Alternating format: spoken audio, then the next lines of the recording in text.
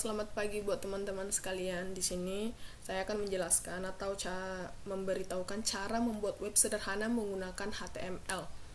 Tapi kita pakai Visual Studio Code ya. Di sini kalau kita membuat file HTML-nya, kita hanya perlu dua file saja, yaitu index.html dan juga style CSS. Oke, sebelumnya karena saya udah ada filenya gitu ya kan, karena udah dikerjakan gitu, saya hanya akan menjelaskan apa aja sih yang ada dalam file HTML tersebut dan juga fungsinya untuk apa gitu. Nanti kita akan coba membukanya di Google Chrome. Oke, pada HTML tersebut, tapi sebelum kita menjelaskan, yang perlu diperhatikan itu, sebelum kita membuat file HTML, kita perlu membuat yang namanya folder. Sini folder saya ada namanya UTS perancangan web, dan juga saya udah buat index HTML-nya sama style CSS-nya.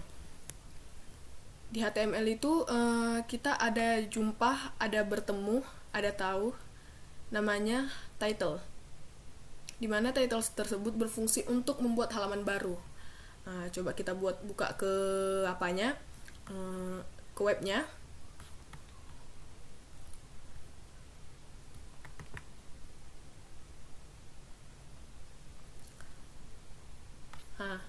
Di sini kan udah ada nih. Tapi yang perlu kita perhatikan itu ini. Tadi judul halaman baru saya itu belajar bahasa Korea. Nih. Ini tuh untuk membuat halaman baru. Jadi teman-teman sekalian bisa ganti kok namanya, bisa belajar programming, belajar bahasa ini. Kebetulan saya buat belajar bahasa Korea karena saya juga pecinta Korea sih. Yang kedua tuh ada bagian body. Body ini sesuai dengan namanya itu, body ini berfungsi untuk menampilkan semua menu-menu yang ada pada apa yang akan kita buat. Dan di bagian bawah ini kan ada bagian nav nih. Nav ini berfungsi untuk menampilkan menu-menu yang ada di tag tersebut. Contohnya kita di sini kan ada nih bagian logo, menu, ada menu. Di sini menu saya ada bagian home, hangul sama kalimat. Tapi sebelum kita membuat menu tersebut, kita perlu membuat kelasnya dulu. Pertama itu kita buat kelas logo dulu, yang ini. Kemudian kelas menu. Teman-teman pasti bertanya, itu uli itu apa sih? Kalau uli itu untuk menampilkan daftar list, dan sedangkan li ini untuk menulis sebuah item dalam daftar list. Jadi kalau kita mau menulis home ini, kita dasari dengan li dulu. Dan kalau kita mau menulis ini semua, kita dasari dengan ul dulu. Agar webnya nggak error gitu. Coba kita buka di web kita tadi. Ini bagian menu yang kita kerjakan. Ini. Home, hangul sama kalimat. Terus di sini ada nih tulisan href. Href itu apa sih? Href itu sebenarnya untuk membuat link aktif pada program HTML. Oke, yang kedua itu kan tadi saya ada sebutkan tuh di awal style CSS. Style CSS itu gunanya apa sih? Kenapa harus ada gitu? Sebenarnya nggak perlu ada sih, cuman karena kita mau buat rapi biar nggak terlalu padat di HTML ini atau indeks HTML ini, kita buat file baru namanya style CSS. Nah, di style CSS inilah nanti yang akan menata tampilan HTML yang kita buat tadi. Bisa aja sih di sini, cuman kan terlalu ribet tuh, terlalu rame. Cuman yang ini aja udah terlalu rame. Makanya kita buatnya di style CSS. Nah, di style CSS ini kita akan atur tuh yang namanya tulisannya, bentuk tulisannya, warna tulisannya, warna logo, sama warna menu, posisinya di mana. Di style CSS inilah kita akan atur semuanya. Yang ini, bintang yang ini sebenarnya berguna untuk mengatur tulisan yang ada di sini. Dari perintah .type ini sampai ke bawah.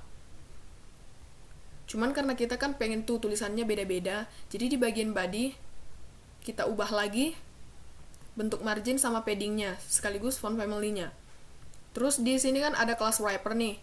Nah, di kelas wrapper ini kita atur juga yang ini, karena kita kan mau beda tulisannya sama warnanya. Ini. Di sini di wrapper-nya ada weight-nya 1100 px, margin-nya auto, position-nya relatif. Terus di logo.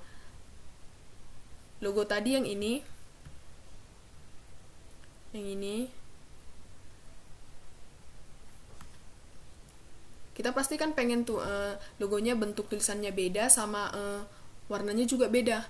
Jadi di sini ada font size-nya 40 px, font weight-nya bold, float-nya left, font family-nya Courier, color-nya agak kebiruan. Dan di menu itu kita buat float-nya right, berarti dia sebelah kanan. Berikutnya kita akan mengisi bagian dari menu-menu tersebut, menu-menu yang ada di home, di Hangul, sama di kalimat. Dan untuk mengisi menu-menu yang ada di sini, yang ini, perlu kita buat kelas wrapper juga. Tapi di bawahnya tinggal nambahin untuk home. Biar ini tuh perintahnya itu cuman di home aja. Biar kalau contohnya kalau kita buat di sini, home, Hangul, nanti pasti dia akan di Hangul dia terbuka, di home juga terbuka. Seperti ini. Home otomatis menunjukkan yang ini. Hangul otomatis menunjukkan yang ini. Dan kalau kalimat otomatis menunjukkan yang ini. Dan untuk membuat isi dari menu-menu tersebut, kita perlu tag yang namanya section. Section itu apa sih?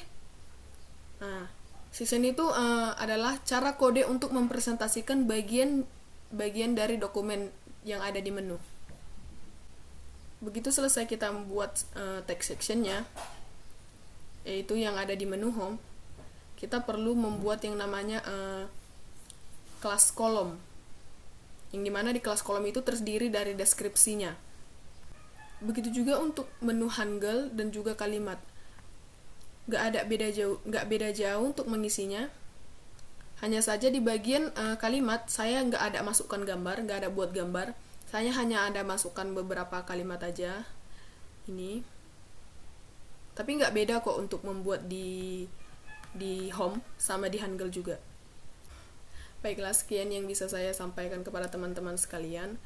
Jika ada yang kurang, saya mohon maaf. Terima kasih.